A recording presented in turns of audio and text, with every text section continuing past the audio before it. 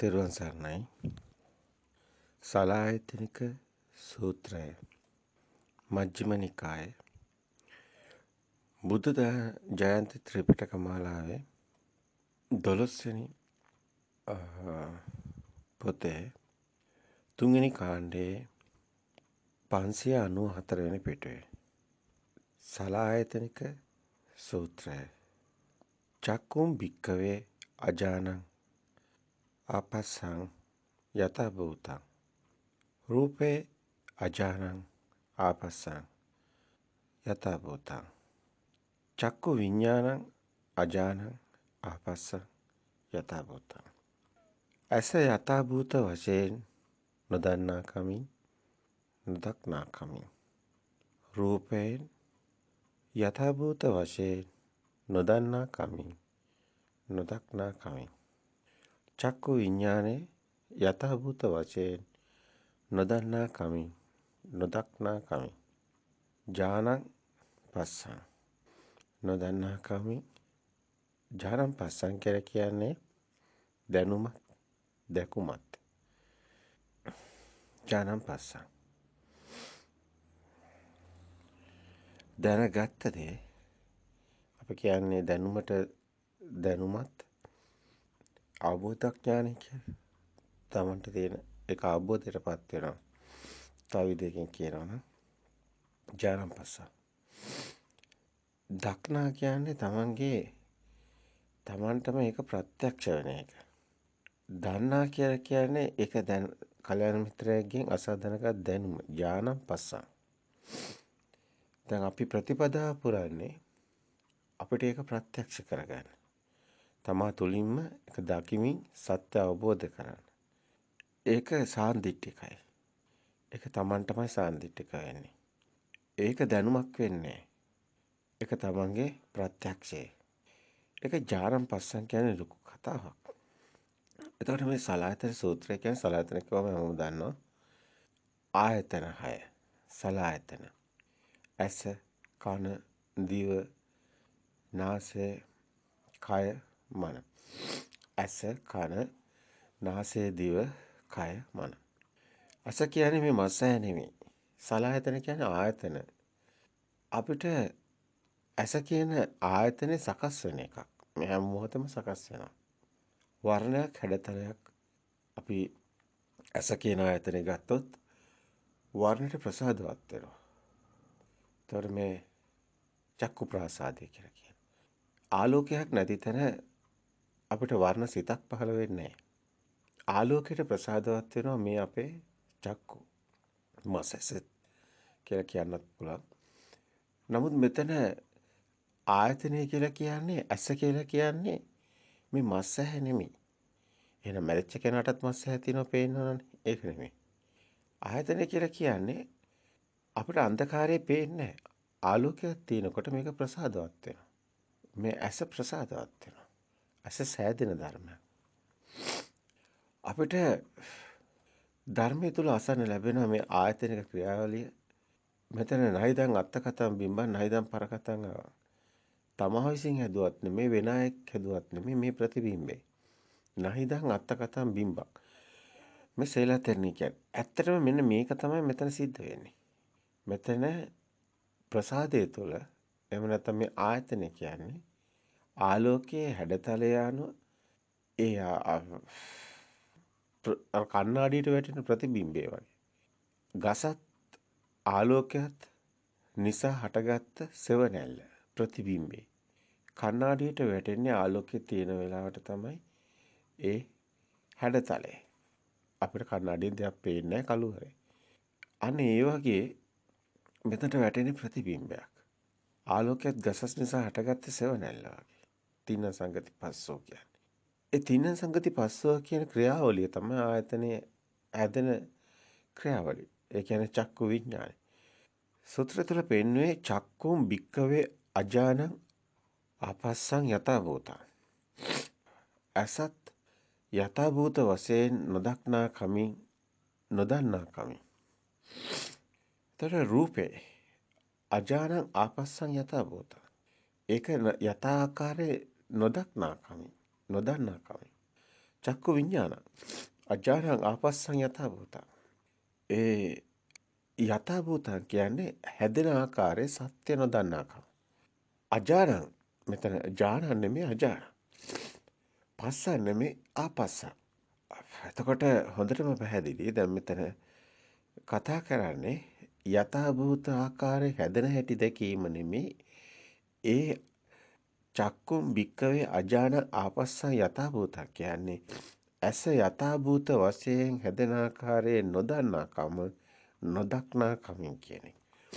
රූපේ යථා භූත වශයෙන් හැදෙන ආකාරයේ නොදන්නාකමත් නොදක්නාකමත්. චක්කු විඥානේ ඒ නිසා දැනගත්ත ඇසේ විඥානේ. ඒ කියන්නේ චක්කු විඥාන සිත. ඒ කියන්නේ වර්ණ සිත. මේ මොහොතේ ඔබට සිතක් පහළ වෙනවා. උපමාවක් විදිහට අපි නිතරම කියනවා පොත දකින සිත.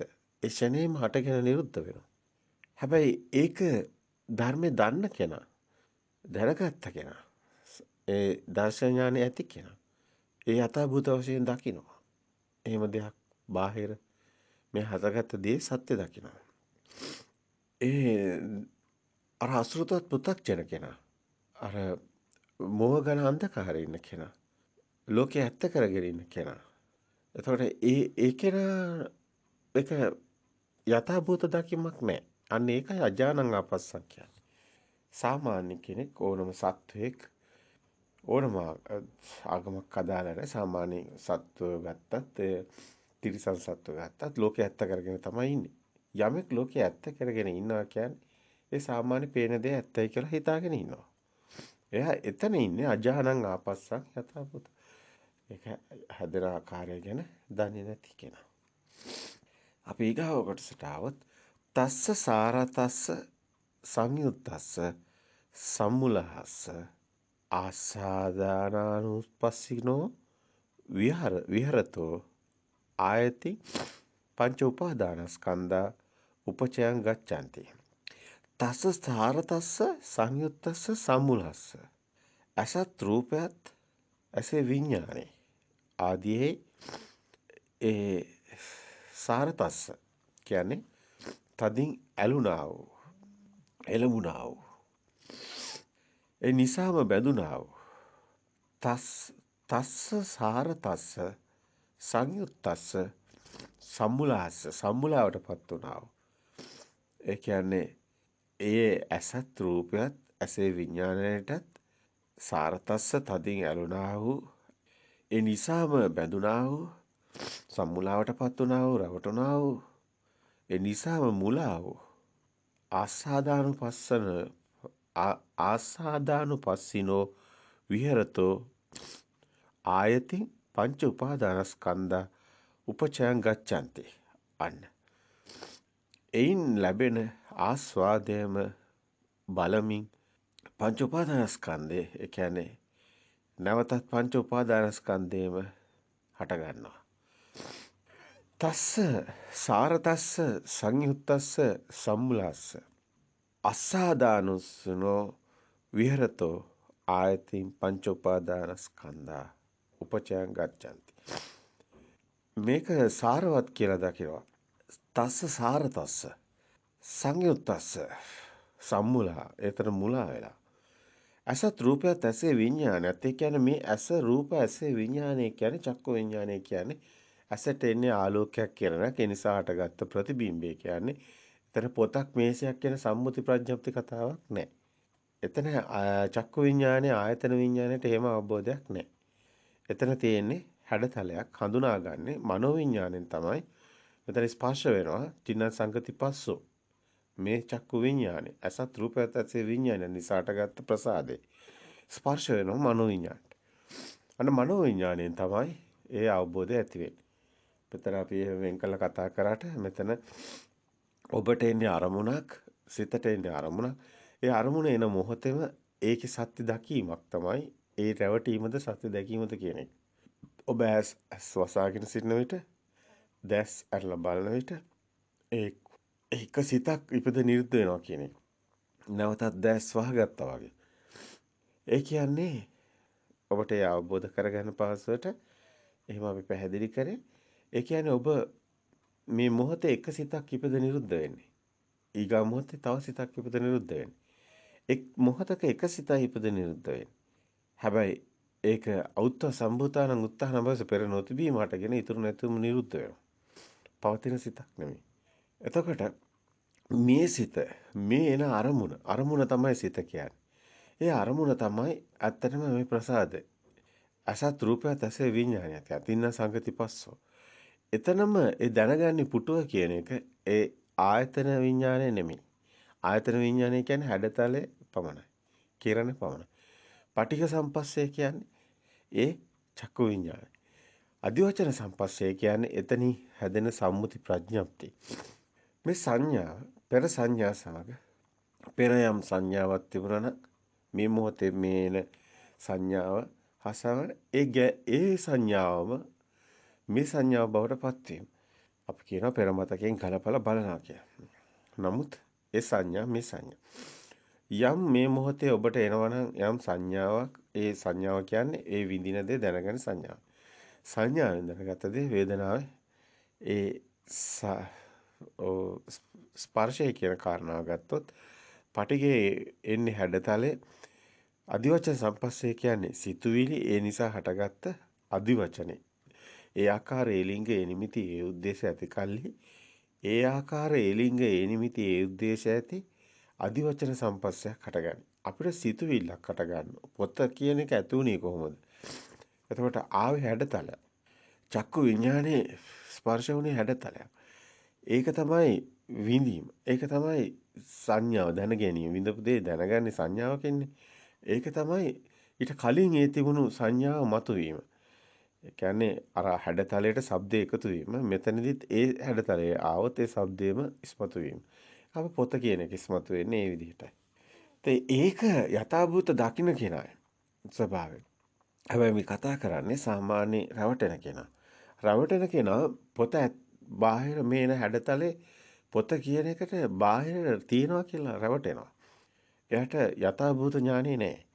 සත්‍ය දකින්නේ නැහැ. එයා හෙන හැඩතලේ බාහිර ලෝකේ ඇත්ත කරගෙන ඉන්නේ.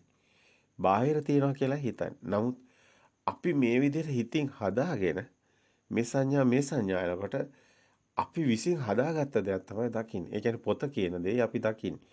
පොත කියන එකක් බාහිර නෑ. ඒක සිතුවිල්ලක්. ඒක සංකාරයක්. ඒකයි මෙතන වේදනා සංඥා සංකාර. සංකාර කියන්නේ බාහිර තියෙන දෙයක් නෙමෙයි. චිත්තයක්. එහෙනම් ඒ සංකාර තමයි ඒ විඥානේ. මනෝ විඥානේ. මනෝ විඥානට බාහිරට එන්න බෑ. මනෝ විඥානේ තමයි සංකාරයේ මේ පොත කියන එක හදන්නේ. ඒක බාහිර තියෙන දෙයක් නෙමෙයි. අපි අසුරු කරන්නේ අපි මනෝ විඥාන. අපි බාහිර තියෙන දෙයක් නෙමෙයි. නමුත් අපි රැවටෙනවා නම් ඒ අර සත්තුන් වගේ සතා සිව්පා වගේ ඒ මොහොතේ මේක බාහිරයි කියලා අපි රැවටෙනවා. ඒ රැවටීම තමයි විඥානේ බාහිර උපාදාන වීම කියන්නේ. ඒ කියන්නේ පොතක් බාහිර හමු වීම. මහ භූත වලට ගැට ගැසීම. චත්තාරෝච මහ භූතහන චතුන්නංච මහ භූතහන උපාදාය රූපං වදේති කිය. බාහිර හතර මහා භූත මේ අපි හිතින් හදාගත්තු උපාදාය රූපේ කියලා අල්ලා ගැනීම ගැට ගැසීමයි. අන්තෝ ජට බයි ජට බාහිරට ගැට ගැසීම. ඒ නිසා තමයි රැවටීම. ඒ නිසා තමයි බාහිර පොතක් තියෙන එක සාමාන්‍ය පෘථග්ජන කෙනෙක්ගේ මිත්‍යා දෘෂ්ටික භූමියේ පොත සත්‍ය වෙලයි ඉන්නේ. ඒ නිසා සැප දුක් වෙනවා කියලා හිතනවා බාහිර පොත් බඩු මුට්ටු වලින් සැප දුක් වෙනවා කියලා හිතනවා. ඒ නිසයි දුක ඇති වෙන්නේ. බාහිර එහෙම දේවල් තියෙනවා ඒ දේවල් වලින් දුක වෙනවා කියලා හිතනවා. මෙන්න මේ කතාව තමයි මේ පැහැදිලි කරන්නේ. අසත් රූපයත් දැන් තස්ස දෙවනි සූත්‍රය අපි දැක්කේ සලායතනික සූත්‍රවල තස්ස සාරතස්ස සංයුත්තස්ස සම්මුලහ අසාදානු පස්සිනෝ විහෙරතෝ ආයති පංච උපාදානස්කන්ධා උපචයන් ගච්ඡanti. අසත් රූපයත් විඥාන ආදී ඒ හටගත්ත චක්කු විඥානය ආදී හටගත්ත ප්‍රතිබිම්බේ එහෙම කිව්වොත් ඒ නිසාම බැඳුනා වූ ඒ නිසාම මුලා වූ සම්මුලා වූ සංයුත්තස්ස සම්මුලස්ස අසාදානුපස්සිනෝ විහෙරතෝ එයින් ලැබෙන ආස්වාදයේම එතනින් බාහිර ඒ දෙයක් තියනවා කියලා ගත්ත ගැනීම නිසා ඒකට සම්මුලා වීම, රැවටීම, තස්ස සාර තස්ස ඒක හොඳයි සාරයි කියලා ගැනීම, ඇලීම, ඒ නිසාම ආස්වාදේ ඒ දෙයක් තියෙනවා කියලා ගත්ත ගමන්ම එතන තියෙනවා ඒ නොදැකීම ආස්වාද ආදීන නිස්සාර නොදැකීම නිසාම දෙයක් තියෙනවා කියලා ගන්න. එතකොට එතන බාහිර හැඩතලේ සත්‍ය දකින්න තැන ඒ පොතක් බාහිර හමු වෙන්නේ ආදීනව දකින්න. මේක සිත හැදෙන හැටි දකින්න. අර නිස්සාරණේ සිද්ධ වෙන්නේ ඒ සිතේ මිදීම සිද්ධ වෙන්නේ ආදීනව දැක්කොත් පමණයි. නැත්තම් මේ හැඩතල එනකොට මේක ආස්වාදයේ ඒකට ඇලීම ඒකට ඇලීම ඒකට බාහිර හමු වීම ඒක දැක්කේ නැත්තම් සත්‍ය දැක්කේ නැත්තම් ආදීනව දැක්කේ නැත්තම් අන්න එයා යනවා ඒක සාරයි කියලා හිතාගෙන ඒකේ උපාදානේ උපචේ ගච්ඡanti ඒක අල්ල ගැනීමට ලක් වෙනවා. ඒක තමයි මෙතන පෙන්වන්නේ. පංච උපාදානස්කන්ධ උපචයන් ගච්ඡanti කිය. දැන් එතකොට බාහිර ඇත්ත කරගත්තගෙන ඇත්ත වෙන ආකාරය මේ සලායතන සූත්‍රයේ එන අරමුණ සලායතනයේ හැදෙන අරමුණ සත්‍ය කර ගැනීමයි පෙන්වන්නේ. තස්ස කායිකාපි දරතා තස්ස කායිකාපි දරතා පජන්ති චේතසිකාපි දරතා පජන්ති පජන්ති කායිකාපි පරිලාහ පඩ්ඩන්ති චෛතසිකාපි දරතා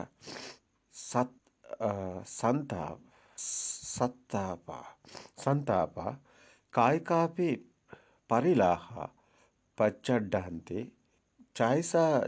චේතසිකාපි පරිලාහ පඩ්ඩන්තන්ති සෝ කායික දුක්ඛම්පි චේතෝ දුක්ඛම්පි පටිසංවේදේති.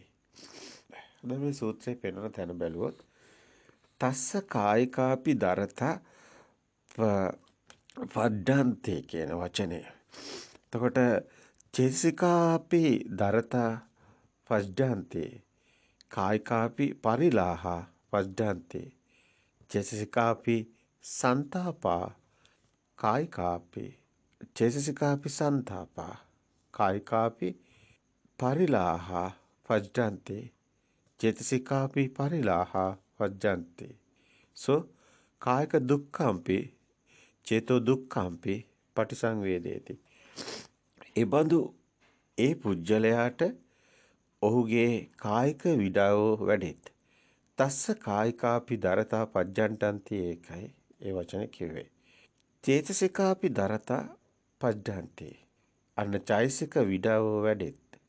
ඒ බඳු ඒ පුජ්‍යලයාට ඔහුගේ කායික විඩාව වැඩෙත්. චේතසික විඩාව වැඩෙත්. කායික තැවිලි වැඩෙත්. කායිකාපි පරිලාහ පඩ්ඩන්ති චේතසිකාපි පරිලාහ පඩ්ඩන්ති චේතසික තැවිලි වැඩේ. කායික දැවිලි වැඩේ. චෛතසික දැවිලි වැඩේ. ඒ නිසා ඔහු කායික දුකටත් චෛතසික දුකටත් පත්වේ. එතකොට මේ බාහිර දෙයක් තියනවා කියලා ගැනීම නිසා ඒකට රැවටීම නිසා ඒ කෙනාගේ කායික බාහිරිනුත් ඒකට ඇලෙනවා ඒකට ගැටෙනවා. ඒතර ආස්වාද ආදීන සිද්ධ වෙනවා. ඒ වගේම ඒ නිසා හටගත්ත සිත තුලින් ඒකට ඇතිවන කැමැත්ත චෛතසික ඒකට කැමැත්ත තණ්හාව ඒකට බාහිර දෙයක් තියනවා කියලා ගත්තොත් ඒකට ඇලෙනවා. ඒකට තණ්හා උපදිනවා. ඒකට ඇලෙන ගැටෙන ස්වභාවය රාග, දේශ, මොහ සිත් හට ගන්නවා. ඒකට ඒ ඇලීම බාහිර දෙයක් ඇත්ත කියලා ගැනීම නිසා ඒ සිදුවන ඒ පරිලාහය ඒ කියන්නේ දැවීම ඒ විඳීම ඒක නිසා හටගත්ත ඒ අල්ලා ගැනීම නිසා ඒක මගේ කරගත්තකම පොත තියෙනවා පොත මගේ වීම. එතකොට පොතත් මගේ වීම තුළ මම මගේ ආත්මය කියන ඒ දෘෂ්ටි ඇතිවීම ආත්ම දෘෂ්ටි ඇතිවීම පොතට හිමිකාරයක් ඇතිවීම මගේ ආත්මය තණ්හා මාන දිට්ඨිය ඇතිවීම. ඒට තණ්හාව ඇතිවීමයි ඇලීම කියන්නේ රාග දේශ මොහ කියන්නේ එකම ස්වභාවයක්. ඒකමයි තණ්හාවේ ස්වභාවය. තණ්හාව ඇති වෙන්න බාහිර දෙයක් තියෙන්න ඕන. තියනවා කියලා ගත්ත කමටයි. එතකොට ඒ නිසාමයි තණ්හාව කියන එක හටගන්නේ. එතකොට බාහිර රූපේ මේ මොහොතේන අරමුණ සත්‍ය වීම නිසායි ඒ මොහොතේම තණ්හාව උපදින්න හේතු වෙනවා. ඊට පස්සේ ඒක උපචය ගච්ඡanti. ඒ කියන්නේ ඒක එකතු වීමක් වෙනවා. ඒක උපාදාන වීමක් වෙනවා. මේ ඇත කියලා ගත්ත නිසායි ඒ යථාභූතය දැක්ක නොදැක්ක නිසායි මේ රැවටීම කියන තැන සිද්ධ වෙන්නේ. ඉතින් මේක ලෞකික පෘථග්ජන භූමිය, මිත්‍යා දෘෂ්ටික භූමිය. පරිලාහය සිද්ධ වෙන ආකාරය. එතකොට අපි කායික විඩාවෝ පරිලාහ මේව සිද්ධ වෙන්නේ මෙන්න මේ රැවටීම නිසායි. තස්ස කායික අපි දරත ඒ දරතේ ඒ දැවීම ඇති වෙන්නේ. පජ්ජාන්තේ මේක ඒ කායික පීඩාව ඇති වෙන්නේ. ඒක දුකට වැටෙන්න හේතු වෙලා තියෙනවා කියලා ගත්තකා. චේසිකාපි දරතා පජ්ජන්තේ. ඒ කියන්නේ සිතුවිලි ඒ චේතන සිතුවිලි. ඒ තුලත් විඩාවක්. ඒ තුලත් ඇලීමක්. ඒ තුලත් ඒක ග්‍රහණය වීම නිසා සිතුවිල්ල තුලින් බැඳීම ඒ ඒ චෛසික දරතා පඩ්ඩන්ති කියන එක. ඒ වගේමයි කායික පරිලාහ පඩ්ඩන්ති. ඒ වගේමයි චෛසික පරිලාහ පඩ්ඩන්ති. එතකොට කායික පරිලාහ. එතකොට චෛසික සන්තාප කායිකාපි. කායිකාපි පරිලාහ පඩ්ඩන්ති. එතකොට සෝ කායික දුක්ඛම්පි චේතෝ දුක්ඛම්පි පටිසංවේදේති. එතකොට මේ අල්ලා ගැනීම නිසා තමයි බැඳීම නිසා පටිසංවේදී වීම නිසා තමයි එතකොට මේ දැවීම සිද්ධ වෙන්නේ මේ පරිලාහය සිද්ධ වෙන්නේ. එතකොට මේ තණ්හා මාන දිට්ඨි කියන එක ඇති වෙන්නේ. එතකොට මගේ ආත්මය කියලා ගත්ත ඒ ආත්ම දෘෂ්ටිය ඇති වෙන්න හේතුවයි මේ. ආත්ම දෘෂ්ටියක් මිසක් ආත්මයක් කියලා එකක් නැහැ. පොත ඇත්ත වීමමයි මෙතන කෙනෙක් හමු වෙන්න හේතු වෙලා තියෙන්නේ. එතන ආත්මීය කෙනෙක් කියලා පනවන්න කෙනෙක් නැත්තම් මේ හම්බ වෙන්නේ නැහැ. තමයි සූත්‍රයේ තියෙනවා මේකේ අපි කතා කරේ දැන් යථාභූතව නොදකින්න කෙනා. මිත්‍යා දෘෂ්ටික භූමියේ බාහිර ඇත්ත කරගෙන දුක් විඳින ආකාරය. නමුත් මේකේ අනිත් පැත්තට බැලුවොත් මේකේ සත්‍ය දකින්න තැන. ඒ කියන්නේ මිත්‍යා දෘෂ්ටිය නෙමෙයි මේන අරමුණේ සත්‍ය දැකීම තුළ මිදීම සිද්ධ වෙනවා. එතන මිත්‍යා දෘෂ්ටියෙන් සම්මා දිට්ඨියට එන ආකාරය තුළ සත්‍ය දකින කෙනෙක්ට තමයි බාහිර ලෝකේ ඇත්ත කරගන්න විනීය ලෝකයේ අවිද්‍යාව දෝමනසන කියන තැනට එනවා. කාය කායानुපස්සී විනීය ලෝකේ කාය කායानुපස්සී විහෙරති. ලෝකේ ඇත්තක් නොවන බව දකින කෙනා විනීය ලෝකේ කාය කායानुපස්සී විහෙරති. කාය ඇත්ත කරගන්න කාය මිදින ආකාරයට දකින කෙනා. අනේක කෙනා තමයි සත්තාන විසුද්ධියයි. ඒකේ සත්‍ය දකින්න තැන. දුක්ඛ දෝමනසානගත ගම ඥාය සබ්දිගම නිබ්බාන සත්‍ය කිරියා කියන තැනට එන්නේ. එතකොට දුකින් මිදීම සිද්ධ වෙන්නේ. එතකොට ඒ කෙනායි උපාදානේ මිදෙන සීලේ ආර්යකාන්ත සීලේ. එතකොට මේක බැලුවොත් සූත්‍රය මෙන්න මෙහෙම තියෙනවා. චක්කුංච කෝ භික්කවේ ඥානං පස්සං යතා භූතං රූපේ ඥානං පස්සං යතා භූතං චක්කු විඥානං ඥානං පස්සං යතා භූතං චක්කු සම්පස්සං ඥානං පස්සං යතා භූතං. එතකොට අසත් රූපයත් ඇසේ විඥානත් සාතගත චක්කුංච කෝ භික්කවේ ඥානං පස්සං යතා රූපේ ඥානං පස්සං යතා භූතං චක්කු විඥානං ඥානං පස්සං යතා මේ අසත් රූපයත් ඇසේ විඥානයත් ඥානං පස්සං යතා භූතං සත්‍ය දකින්න කෙනා යථා භූත ඥානය ඇති කෙනා. එතකොට චක්කු සම්පස්ස ඒ කියන්නේ අස නිසා ඒ හටගත්ත දැන ගැනීම අර පොත හටගත්ත දැන ඒ සම්පස්සේ චක්කු සම්පජානං පස්සං යථා භූත. යම් කිසි කෙනෙක් ඇස හරියාකාරව යථා භූත වශයෙන් දකිනවා නම් අනිත්‍ය වශයෙන් ඒ හැදෙන ආකාරය දැකලා මිදෙනවා නම් රූපේ යථාභූත වශයෙන් දකිනවා නම් ඒ වගේම චක්කු විඤ්ඤාණයත් යථාභූත වශයෙන් දකිනවා නම් ඒ වගේම ස්පර්ශය වේදනා යථාභූත වශයෙන් දකිනවා නම් එබඳු පුජ්‍යලයා ඒ ආදීනව දකිමින් වාසය කරන්නා වූ ඒ භික්ෂුව අපචයන් ගච්ඡanti එකතු කරන්නේ නැති අස්කරන පංච උපාදානස්කන්ධේ පංච උපාදානස්කන්ධේ මිදෙන සීලය රකින ශික්ෂණයක් පෙන්වනවා. කියන්නේ පංච උපාදානස්කන්ධ වෙන්නේ නැහැ. පංච උපාදානස්කන්ධයෙන් මිදෙනවා කියන එක. චක්කුංචකෝ භික්ඛවේ ඥානං පස්සං යතා භූතං රූපේ ඥානං පස්සං යතා භූතං චක්කු විඥානං ඥානං පස්සං යතා භූතං චක්කු සම්පස්ස ඥානං පස්සං යතා ඥානං පස්සං දැකලා සත්‍ය දකිමින් දැනගැනීමෙන් දැකීමෙන් ඒක දැකීමක් බවට පත් වෙනවා. ඇත්ත දකින්නවා කියන්නේ. අන්න එතනයි යථාභූත සත්‍ය දකින්නවා. ඥානං පස්සං යථාභූතං. චක්කුංචකෝ භික්කවේ ඥානං පස්සං යථාභූතං. එතකොට ඇස යථාභූත ඥාණයෙන් දකින්නවා. රූපේ යථාභූත වශයෙන් දකින්නවා. ඥාණයෙන් දකින්නවා. රූපේ ඥානං පස්සං යථාභූතං. චක්කු විඥානේ ඥානං පස්සං යථාභූතං. මෙතන අර අජානං ආපස්සානං නොදකින කෙනා බාහිර රූපේ ඇත්ත කරගත්ත. පොත හම්බුණා.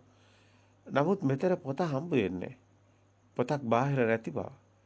ඒක සිතින් හදාගත්ත සම්මුතිය ප්‍රඥප්ති බව. අන්නේ සත්‍ය දකින්නමයි ඥානං පස්සං යථාභූත. මේක හැදෙන හැටි යථාභූත ඥානෙ දකින්න කෙනා. එයාට බාහිර පොතක් හම්බ වෙන්නේ එන අරමුණේම මේ දකින්න ඕනේ. සවිතක්ක සවිචාර සමාධියක් කියලා පෙන්වන්නේ ඒක. අනේ කෙනා ඒක සත්‍ය දැකලා එතනම මිදෙනවා.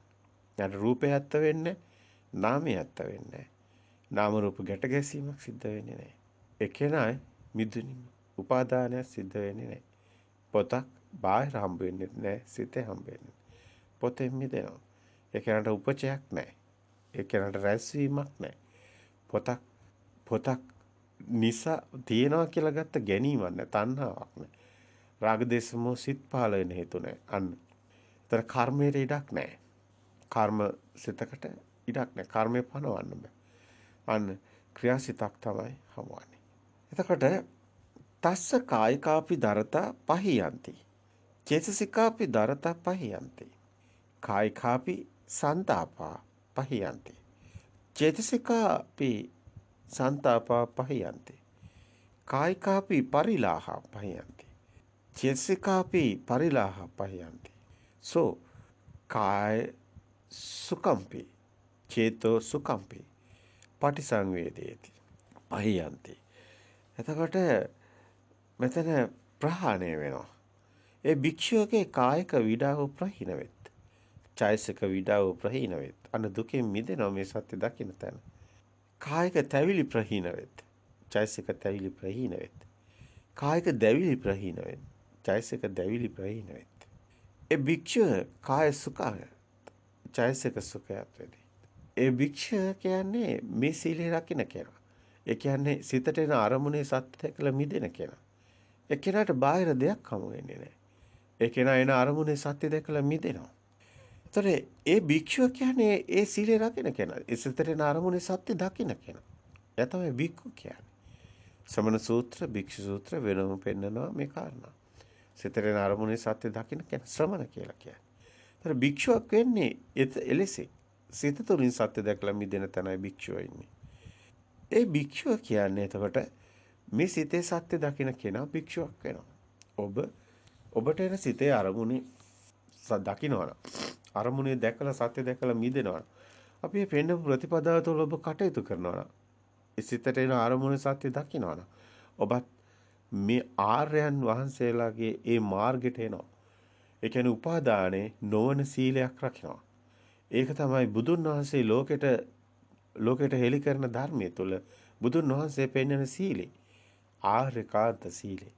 උපාදානේ ස්කන්ධයේ උදේවැය දකින්න සීලය. එයයි මේ ආර්ය භූමිය තුළ මේ නිවන් මඟ කටයුතු කරන කෙනෙක් සිතට එන අරමුණේ සත්‍ය දැකීම තුළයි ඇත්තම සැබෑ බෞද්ධයෙක් වෙන්නේ. භවය ඇත්ත කරගන්නේ නැහැ. පොත කියන භවය ඇත්ත වෙන්නේ නැහැ. භව නිරෝධයට යනවා. බෞද්ධයෙක් වෙනවා. මේ මොහොතේම සිතට එන හැම අරමුණකම එන තැනම දකින්නවා කියන කෙනා සැබෑ බෞද්ධයෙක්. ඒතර ඒ කෙනා දකින්න යථාභූත ඥානි. එතනට යථාභූත ඥානය කෙනා දකින්න අවබෝධයක් තියෙනවා. කෙනා දැනගන්න ඕනේ. බාහිර එහෙම දෙයක් නැති බව. ඒකේ මේ වගේම දැනගන්න ඕනේ. ඒක සිතකමයි සකස් වෙන්නේ කියලා. එතකොට දැනගන්න ඕනේ බාහිරත් එහෙම සිතක සකස් වෙන දෙයක් නැහැ. ඒ වගේම සිතකත් එහෙම දෙයක් නැහැ. එතකොට අන්නේ කෙනාට තමයි මේක දරතාවක් එන්නේ. දැවීමක් එන්නේ. කායට මේක බාහිර දෙයක් තියෙනවා කියලා ගත තැන ඇලීමක් තියෙනවා. එතන විඩාවක් තියෙනවා. එතන කම්පනයක් තියෙනවා. එතන තණ්හාවක් තියෙනවා. දරතයක් තියෙනවා. අන්නේ සියල්ලේ මිදෙන තැනයි සාන්ත සුවයකටපත් වෙනවා. අසකර දිව නාසය කය මන කියන මේ ආයතන හරහා එන ඒ සියලු අරමුණු වලින් මිදෙනවා. ඒ මිදීම තුළ ශබ්දයට කම්පණය වෙන්නේ නැහැ. එතකොට වර්ණයට කම්පණය වෙන්නේ නැහැ. එතකොට ඒ ගන්ධයට රසට ඒ කිසිම දෙයකට හරයක් නැති තැනට යනවා. කම්පනයක් නොවන තැනට යනවා. අන්න එතන මිදීමක් තියෙනවා. අන්නේ මිදීම තුළ මේ සත්‍ය නොවීම තුළ ඒ සියල්ලේ මිදෙන ඒ සත්‍ය දකින්නත් ඒ අකම්පිතයි. අටලෝ දහමින් කම්පා නොවන ගුණේ තියෙනවා. අකම්පිතයි. ඒ කියන්නේ සියල්ලේ මිදෙන තැන සාන්ත සුවය කියන්නේ ඒ නිසා හටගත්ත දැවිලි, තැවිලි, විඩාව, දරතේ නැති වෙලා යනවා. මනසටත් නැහැ. මනසටත් මහා සහැල්ලුවක් දැන්. ඇයි? එහෙම ලෝකයක් තියෙනවා කියලා මේ මගේ දේවල්, මේ මගේ ගෙදර, මේ මගේ වේවා මේ මගේ මට තියෙන දෙයක්. මේ ගස මම දකින්න මගේ වෙලා. එතකොට මේ හැම දෙයක්ම මගේ කරගෙන මේ පොත කියනකොට මේ පොත් කියලා දෙයක් මට තියෙනවා. මට තියෙනවා මේ මිර කියලා දෙයක් තියෙනවා, හඳ කියලා දෙයක් තියෙනවා. මෙහෙම හැමදේම ගඟ කියලා දෙයක් තියෙනවා. ඔක්කොම මම දන්නවා. දන්නවා කියන්නේ දැනුමක්. දැනුමක් කියන්නේ එහෙනම් මම හදාගත්ත ලෝකේ මගේ ලෝකේ. එහෙනම් මගේ ලෝකේ මම අල්ලගත්ත ලෝකේ. ඒක සිතින් අල්ලගෙන තියෙන්නේ. සිතින් අල්ලගෙන තියෙන අපි සිතුවිලි. සිතුවිලි වලින් අපි රැවටිලා අපි රැවටිලා අපි දරතයකට විඩාවටපත් වෙලා. අපිට ලෝකයක් තියෙනවා. අපි මේ හැඩතල වලට නම් දීලා හදාගත්ත චිත්ත ලෝකයක අතරමං වෙලා ඉන්නවා.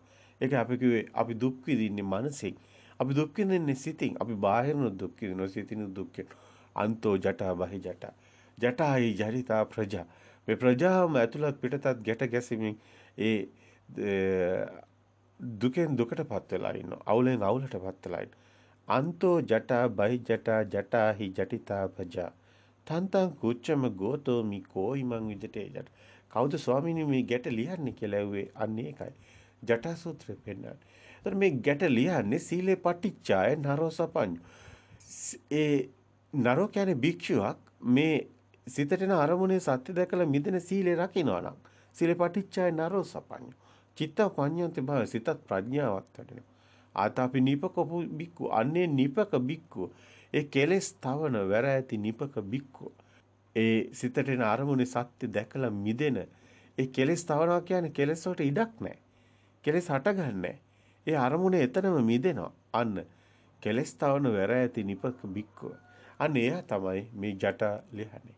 එයා තමයි දුකෙන් මිදෙන කෙනා. බාහිරයට දුකක් නැහැ. සිත තුළ දුකක් නැහැ. සියලු දුකෙන් මිදෙනවා. අන්න සීලේ පටිච්චාය නරෝ සපඤ්ඤ චිත්තං පඤ්ඤන්ත භාවය. ආතාපි නිපකෝ බික්කු කෝයිමං විජිතේ ජට. අන්න සියලු බාහිරත් ගැට ගැහිලා නැහැ. සිතිනුත් ගැට ගැහිලා නැහැ. බාහිරත් පොත් කියලා දෙයක් හම්බෙලා නැහැ. සිත තුලත් පොත් කියලා දෙයක් හම්බෙලා නැහැ. දෙපැත්තෙම මිදිලා. අන්න ඒ කෙනා තමයි මේ ආර්යකාන්ත සීල. ඒ කෙනාට තමයි සාන්ත සෝය හම්බෙන්නේ. ඒතං සාන්තං ඒතං ප්‍රණීතං යදිද සබ්බ සංඛාර සමතෝ කියන තැනට එන්නේ. ඒ කෙනා තමයි සබ්බුපති පට්නිසග්ගෝ කියන තැනට එන්නේ. සබ්බ සංඛාර සමතේ සියලු සිතුවිලි සමතේ උන්තන. සියලු උපදීන් අත්හැරෙන තැන සබ්බුපති පට්නිසග්ගෝ කියන තැන. අන්න විරාගෝ නිරෝධෝ නිබ්බානෝ. අන්න නිවනටපත් වෙනවා. විරාගයට යනවා. ඇලෙන්නේ නැහැ. නිරෝධෝ නිබ්බානෝ. අන්න නිවන් මාර්ගට ප්‍රවේශ වෙනවා. ඒතර මේ සත්‍ය දකින්න කෙනාට තමයි මේ මිදීම තුලයි සාන්ත සෝයටපත් වීම සිද්ධ වන්නේ. ධාරතේ මිදීමක් සිද්ධ වෙන්නේ. එතකොට ඊගාව කොටස අපි බැලුවොත් යා තත භූතස්ස දිට්ටි සහස හෝති සම්මා දිට්ඨි සම්මා සංකප්ප සම්මා වායාම සම්මා සති සම්මා සමාධි යා තත භූතස්ස දිට්ඨි සහස හෝති සම්මා දිට්ඨි මෙබඳු ඒ හික්මෙන භික්ෂුවගේ යම් දෘෂ්ටියක් තිබෙනවා නම් එය සම්මා දිට්ඨියයි. අන්න එතනින් පෙන්නනවා සම්මා දිට්ඨියට එන්නේ මෙන්න මේ සිතේ සත්‍ය දැකලා මිදෙන කෙනයි. ඔබට හොඳට පැහැදිලි. එතකොට අපි කතා කරන්නේ සම්මා දිට්ඨිය කියලා ධර්මයේ තුල ඔය ඔය ලෞකික භූමිය තුල කතා කරන හොඳ ඇත නැත කියන හොඳ නරක කියන අන්තවල නෙමෙයි සම්මා දිට්ඨිය තියෙන්නේ. ඒ මිත්‍යා දෘෂ්ටික භූමියේ සම්මා දිට්ඨියත් මිත්‍යා දෘෂ්ටියක්ම තමයි. ඒක මිත්‍යා දෘෂ්ටිය බාහිර ලෝකේ ඇත්ත කරගත්ත තැන. නමුත් බාහිර ලෝකේ ඇත්ත කරගත්ත නැති තැන, සත්‍ය දකින්න තැන, අන්න ආර්ය භූමිය, අන්න එතන ඔබ දකිනවා සම්මා දිට්ඨිය. ආර්ය අෂ්ටාංගික මාර්ගය හමු වෙන්නේ අන්න එතනයි. එතන ලෝකේ ඇත්ත කරගත්ත තැන නෙමෙයි. ලෝකේ සත්‍ය දැකලා මිදෙන තැනයි හමුවන්නේ. යා තථා භූතස්ස දිට්ඨි සාස්ස හෝති සම්මා දිට්ඨි. සියලු දෘෂ්ටියෙන් බාහිර ලෝකේ තියනවා කියලා ඇත්ත කරගත්ත දෘෂ්ටියේ ඉන්න තාක් සම්මා දිට්ඨිය හමු වෙන්නේ නැහැ. මෙන්න මේ සත්‍ය දකින්න කෙනා යථා භූත ඥානෙ තියෙන කෙනා යා තථා භූතස්ස තථා හැදෙන ආකාරය සත්‍ය දකින්න කෙනා දිට්ඨිසාස් හෝති සම්මාදිට්ඨි. අන්න ඒ කෙනා දකින තමයි සම්මාදිට්ඨිය දකින්නේ. ඒ කෙනායි සත්‍ය දකින දෘෂ්ටිය සත්‍ය දකීම තමයි දිට්ඨිය කියන්නේ. එතකොට යා තථා භූතස්ස දිට්ඨි ඇත්ත දකින දැකීම දිට්ඨි කියලා එතන කියන්නේ සාස හෝති සම්මාදිට්ඨි. අන්නේ කෙනාටයි සම්මාදිට්ඨිය හමු වෙන්නේ. මෙබඳු ඒ හික්මෙන භික්ෂුවගේ යම් දෘෂ්ටියක් දිට්ඨියක් තිබෙනවා නම් දැක්මක් තිබෙනවා නම් එය සම්මා දිට්ඨියයි. ආර්යයට මග ඒ අපි කතා කරන සම්මා සංකප්ප, සම්මා වායාම, සම්මා සති, සම්මා සමාධි. ඒ ආරෂ්ඨාංග මාර්ගයේ ඊතුරු ඒ අංග පහම එලෙසම ලෝකෝත්තර නිවන් මඟ පෙන්වනවා. එතකොට ලෝකෝත්තර නිවන් මඟ පෙන්වන මනාකොට එතකොට සම්මා දිට්ඨි සම්මා කියන වචනේ දානකොටම එතකොට මේ ඇත්ත දකින්න කෙනා කියන එක පැහැදිලි. ඒ දිට්ඨිය නිකම්ම දිට්ඨියක් නෙමෙයි සම්මා දිට්ඨිය. සම්මා කියන්නේ සත්‍ය දකින්න. යථා භූත ඥානෙ ඇති කෙනාටයි සම්මා දිට්ඨිය තියෙන්නේ. අනේ කෙනාගේ සියල්ලම ඇත්ත දකින්න දෙයක්. සංකල්පන එතකොට ජීවිකාව ඒ කෙනාගේ කටයුතු සිද්ධ වෙන්නේ එතකොට සත්‍ය දකිමින්. එන අරමුණේ සත්‍ය දකින්න. සත්‍ය දකින්න තැන ඒ කෙනාගේ එතකොට ආජීවය සිද්ධ වෙන්නේ ඒ කෙනාගේ කම්මන්තය සිද්ධ වෙන්නේ ඒ කෙනාගේ වාචනය සිද්ධ වෙන්නේ සම්මා දිට්ඨි සම්මා වාචා සම්මා කම්මන්ත සම්මා ආජීව සම්මා සංකප්ප සම්මා වායාම සම්මා සති සම්මා සමාධි සියල්ලම සිද්ධ වෙන්නේ ඒ සත්‍ය දකින තැන ඒ සත්‍ය දැකලා මිදෙන ආකාරය දැකීමයි. ඒකයි ආරෂ්ඨාංග මාර්ගයේ අංග ඉතුරු අංග ටික සම්මා දිට්ඨිය මතයි පදනම් වෙලා තියෙන්නේ කියලා කියනවා. ඒතර සම්මා වායාම සම්මා සති සම්මා සමාධි කියන්නේම නිවන් මඟක් බව ඕනම කෙනෙකුට මේ අනුව පැහැදිලි වෙනවා. ඉතින් ඊටම වැදගත් මේ සලායතන සූත්‍ර හොඳින් දකින්න ඕනි. මේක නිවන් මඟටම අනුගත වුණු සූත්‍රයක්. මේ හැම සූත්‍රයකම නිවන් මඟ තියෙන බව අපි පැහැදිලි කරා. ඉතින් ඔබටත් දකින්න ලැබෙවි. ඊටම වටිනවා මේ කාරණා ටික. එතකොට අපි කතා කරනවා දුක බාහිර දෙයක් දුකෙන් මිදෙන මගක් දුකෙන් මිදීමක්. එතකොට දුකට හේතුව දුක නැති කිරීම දුක නැති කිරීමේ මාර්ගය කියලා. එතකොට බුදුන් වහන්සේ ලෝකයට හෙළි කරේ මෙන්න මේ චතුරාර්ය සත්‍ය ධර්මයේ. ඔබ දකින්න ධම්මචක්කපවත්තන සූත්‍රය. බුදුන් වහන්සේ මුලින්ම දේශනා කරන සූත්‍රය. එතකොට ඒ තුළ බුදුන් වහන්සේ මනාකොට පෙන්නනවා මේ අජත බහිද්දා කියන අන්ත දෙක. වෙන සාස්වස සහ උත්තේජ කියන එක. එහෙම නැත්නම් ඇත කියන නැත කියන අන්ත දෙකම මිදුණු ධර්මයක් දේශනා කරනවා. ඒකයි මධ්‍යම ප්‍රතිපදාවෙන් ධර්ම දේශනා කරනවා කියන්නේ. ඒතකොට ඒකේ අන්තයක් නැහැ. ඇත කියන්න බෑ. නැත කියන්න බෑ. මේ ලෝකේ තියනවා කිව්වත් හරි නැහැ කිව්වත් හරි.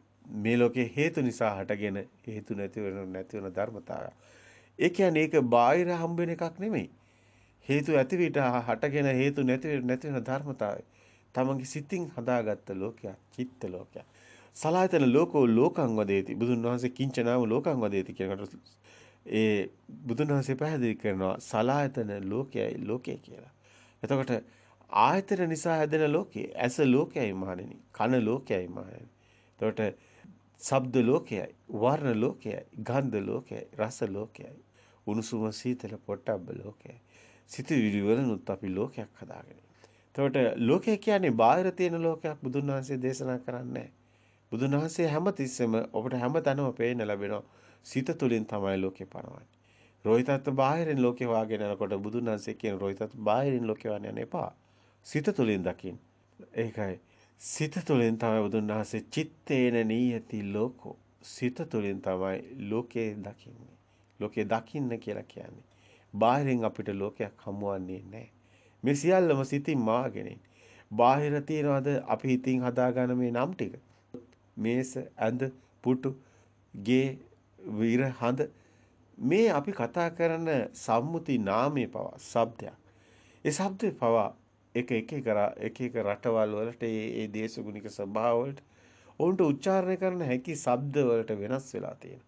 ඒතර ඒවා කෙනාගේ ඒ ස්වභාවය අනුව දාගත්ත ශබ්ද ඒ අනුව තමයි ඔය ඉංග්‍රීසි භාෂාවෙන් මේස කියන්නේ ටේබල් කියලා කියන්නේ. දෙමළ භාෂාවෙන් තව දෙයක් කියන්නේ. ඒතර චීන කෙනෙක් આવොත් තව දෙයක් කියන්නේ.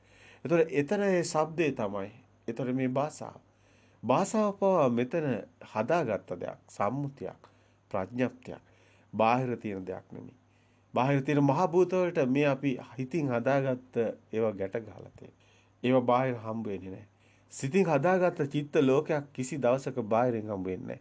ඒක අපි හදාගත්ත චිත්ත ලෝකයක අපි ජීවත් වෙන්නේ. අපි ඉපදෙනවා කියන්නේම සිත තුලයි ඉපදෙන්නේ. බුදුන් වහන්සේ ජාත්ජම්ම සූත්‍රයේ පනවන සත්තා මෙතන බුදුන් වහන්සේ පනවන ස්කන්ධානම් පාතිභාව ආතනම් පටිලාභ අයං උච්ච ජාති සිත තුලයි ලෝකෙම වෙන්නේ. ඒක තවත් විදිහෙන් අපිට දකින්න දස් මෙතන දස්සන සම්පන්නෝ කාමී සුයිනීය ගේදන් නහි ජාතු ගබ්බසෙයම් පුනරේති කියන. දස්සන සම්පන්න කෙනා කාමී සුයිනීය ගේදන් අන්න නහි ජාතු නැවත මව කුසක හටගන්නේ නැහැ කියන්නේ. ඒ කියන්නේ මේ දර්ශනේ දකින්න කෙනා මව කුසේ දස්සන සම්පන්නෝ කාමී සුයිනීය ගේදන් නහි ජාතු ගබ්බසෙයම් පුනරේති. මේ දර්ශන ඥානය ඇති කෙනා මේ දර්ශනේ දකින්න කෙනා එතන මෞකුසේ තුල එහෙම ගෙහෙදා නැද්දු දස්සන සම්පන්නෝ සුයිනේය ගේද නහි ජාතු ගබ්බසෙයම් පුර ඒ ගර්භාෂය තුල මෙහෙම වාසයක් ඒ කියන්නේ ස්කන්ධේ භාවිතා කරන වාසයක් පනවන්නේ නැහැ කියන්නේ ගර්භයක මේක විවිධාකාර විදියට මේකට වර්තකතන දෙනවා කියනවා මෞකුසක නැවත හටගන්නේ නැහැ. එතකොට මේ සත්‍ය දකින්න කෙනා නැවත මෞකුසක හටගන්නේ නැහැ කියන අදහස. තව මේකට අපි ගැඹුරු තේරුමක් අපි පෙන්නනවා. ඊට වඩා වැදගත් එක. නමුත් එතනට තාම සමාජය ගිහිලා නැහැ. නමුත් මෞකුසට එහෙම වාසයක් පනවන්න බෑ. දැන් කෙනෙක් වාසය කරනවා කියනවනම් ඒ කෙනාට දැනෙන්න ඕනි. ඒ කෙනාට එහෙනම් දැන් ඔබට කියන්න ඕනේ මෞකුස තුල ඔබ හිතපු දේවල්. ඔබට එහෙම අවබෝධයක් නැහැ. අඩුතරමින් ඔබ මුල්ම තැනට ගියොත් ප්‍රභාස්වර සිත ඒවත් දන්නේ නැහැ. ප්‍රභාස්වර සිත සම්මුති නැහැ. ඒක දන්නේ නැහැ. ඒ කියන්නේ අම්මගෙන් කිරි බීපු හැටි ළමයෙකුට එහෙම කියන්න පුළුවන් කමක් නැහැ. එහෙම එතන සකස් වෙලා නැහැ. ඒකට හේතුව මුල් ප්‍රභාස්වර සිතේ නැහැ. ස්කන්ධයේ තියෙන තැනයි දැන ගැනීම තියෙන්නේ. එතනයි තියෙන්නේ ස්කන්ධානම් පාතිභාවෝ තියෙන තැනයි ආයතනයක් ඇදෙන්නේ. එකම කතාවයි ස්කන්ධානම් පාතිභාවෝ ආයතන පටලවාගෙන උච්ච ಜಾති කියන්නේ. ස්කන්ධේමයි ආයතනය එතනමයි ಜಾතිය. එතනමයි දැන ගැනීම. දැන ගැනීමක් තියෙන තැනයි ಜಾතිය. ಜಾති නිරෝධයට යනවා භව නිරෝධයට යනවා. දෙයක් තියෙන තැන දැන ගැනීම. දැන ගැනීමක් තියෙන තැනයි දෙයක් තියෙන්නේ. දෙයක් දැන ගැනීම සත්‍ය නම් යථා භූත නම් එතන දෙයක් නැති බවයි දකින්නේ. දෙයක් නැති බව දකින්න තැන මිදීමයි තියෙන්නේ. ආයතන නිසා හටගත්ත ලෝකේ ආයතන නිරෝධය සලායතන නිරෝධෝ නිබ්බානෝ කියන තැනට ආයතනෙ මිදීම සිද්ධ වෙන්නේ සත්‍ය දකින්න තැන සලායතන නිරෝධයක් තියෙනවා. ආයතන වලින් මිදීමමයි ආයතන වලින්මයි ලෝකය ඇදුනේ. සලායතන ලෝකෝ කියලා පෙන්නවා. ආයතන වල මිදීමෙන්මයි නිවන පෙන්වන්නේ. සලායතන නිරෝධෝ නිබ්බානෝ කියලා. එතනයි සලායතන නිරෝධෝ නිබ්බානෝ කියලා පෙන්වන්නේ. සලායතන නිරෝධයක් තමයි නිවන කියන්නේ. ඉතින් භව නිරෝධෝ නිබ්බානෝ සලායතන සායදෙන භවයේ එතනම භව නිරෝධයක් වෙනවා. එතන සියල්ල මේ විදිහට හැම තැනින්ම නිවන පෙන්වන්න පුළුවන්. සලායතන නිරෝධෝ කියනකොට සලායතනෙත් එක්ක තමයි සියල්ලම ගැට ගැහිලා තියෙන්නේ. සලායතන නිරෝධෝ නිබ්බානෝ කියවත් භව නිරෝධෝ නිබ්බානෝ කියවත් සේරම එකම කතාවයි. සියල්ලම සත්‍ය දැකින තැන මිදීමත් එතනමයි. මේ සලායතන සූත්‍රයේ බුදුන් වහන්සේ දේශනා කළා තියෙන්නේ යම් මොහොතද ඒ දේශනා කළා තියෙන නිවන් මඟ පැහැදිලි කරන්නයි. යමෙක් මේ සලායතන සූත්‍රය අහලා නිවනින්ම සැනසීම ලැබුවා නම් ඒකට හේතුව මේ සලායතන සූත්‍රයේ නිවන් මඟ අන්තර්ගතයි. ඒක ඔබටත් පැහැදිලි. එහෙනම් මේ සලායතන සූත්‍රය හරියට දැක්කොත් ඒ නිවන් මඟ දැක්කොත් මේ සිතට එන අරමුණ කිසිවෙක් ඇත්ත කරගෙන දුක් විඳින්නේ නැහැ. සියලු දුකින් මිදෙනවා. ඒ සාන්ත ප්‍රණීත නිවන් සෝය උරුම වෙනවා. අන්න ඒතන් සාන්තං ඒතන් ප්‍රණීතයි අදිද සබ්බ සංකාර සමුතෝ කියන්නේ සියලු සංස්කාර සිතුරු සිත කදාගත්ත දේ මිදෙන තැනයි සමතේ තියෙන. සබ්බ සංකාර සමතේ. එතනයි නිරෝධයට යන්නේ. එතනයි විරාගයට යන්නේ. එතනයි ඒ කෙනයි සබ්බූපදීපට්ඨිසග්ගාවට එන්නේ. උපදීන අත්හැරලා යන්නේ. ඒ සලායතන සූත්‍රයේ ඒ දේම පෙන්වනවා. දරතාවක් නැහැ, විඩාවක් නැහැ. දරතයක් නැහැ. එතන මිදීමක් තියෙනවා. අන්න ඒ කෙනාටයි ඒ නිබ්බිදාන්ති තණ්හක්කය විරාගෝ නිරෝධෝ නිබ්බානෝ කියන තැන නිවන් අවබෝධ කරා යන්නේ. නිවන් දකින්නේ. සියලු දුකෙන් මිදෙන්නේ. එහෙමනම් මේ සලායතන සූත්‍රයේ යමෙක් නිවැරදිව දකිනවා සිතට එන අරමුණ දැකලා යථාභූත වශයෙන් දැකලා සත්‍ය දැකලා ඒ යථාභූත ඥාණයෙන් දැකලා ඒ යෝනිසෝ මානසිකාරයේ පිහිටවලා අරමුණේ සත්‍ය දැකලා මිදෙන තැනයි සලායතන සූත්‍රය තුළ පැහැදිලි කරන නිවන් මගයි. ඒ ඔබට තෙරුවන් සරණයි.